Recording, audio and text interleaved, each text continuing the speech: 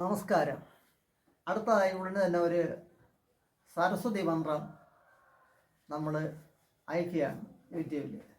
ഇത് പിള്ളേർക്കൊക്കെ വിദ്യാരംഭത്തിന് വേണ്ടിയും രക്ഷയ്ക്ക് വേണ്ടി ജപിച്ച് ചേരസ് കിട്ടുന്ന മന്ത്രമാണത്.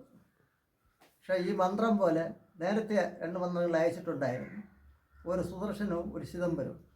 ആ ചിദംബരത്തിൽ അതിൻ്റെ അഷ്ടദിക്കുകളും മറ്റും എല്ലാം കാണിച്ച് ത്രിശൂലമുണ്ട് ചുറ്റും.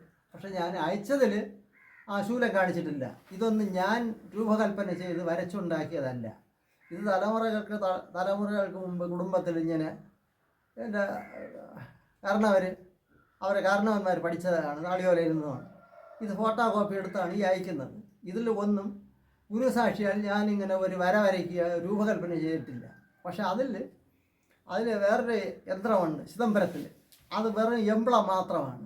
എംബ്ലം എന്ന് പറഞ്ഞാൽ 8 ദിക്കുകളിൽ ശൂലം, പിന്നെ 4 ദിക്കുകളിൽ ശൂലം, ഇങ്ങനെയുള്ള ഉണ്ട്. അത് ഈ പൂജിച്ച് വരച്ചൊക്കെ കിട്ടുന്നവർക്ക് അതൊക്കെ വയ്ക്കും. മാന്ത്രികത്തിൽ മനുഷ്യനെ ദ്രോഹം ചെയ്യണ ഒരു വശവുമല്ല ഇട്ടിട്ടുള്ളത്. ഇതെല്ലാം മനുഷ്യനെ ഉപകരിക്കുന്ന കാര്യങ്ങളാണ് ഇട്ടിട്ടുള്ളത്. ഇത് എന്തെങ്കിലും തെറ്റുകുറ്റങ്ങളുണ്ടെങ്കിൽ നിങ്ങൾ ക്ഷമിക്കണം. ഇതെല്ലാം അറിഞ്ഞവരാരുമില്ല. ആരപ്പ അറിന്തവനോ ആരുമില്ല, ആഹാ ജീവത്തുടനെ ചേരുവിൻപാർ എന്നാണ് മഹാമുനി അഗസ്ത്യർ പറഞ്ഞിട്ടുള്ളത്. അറിഞ്ഞവൻ ആരുമില്ല.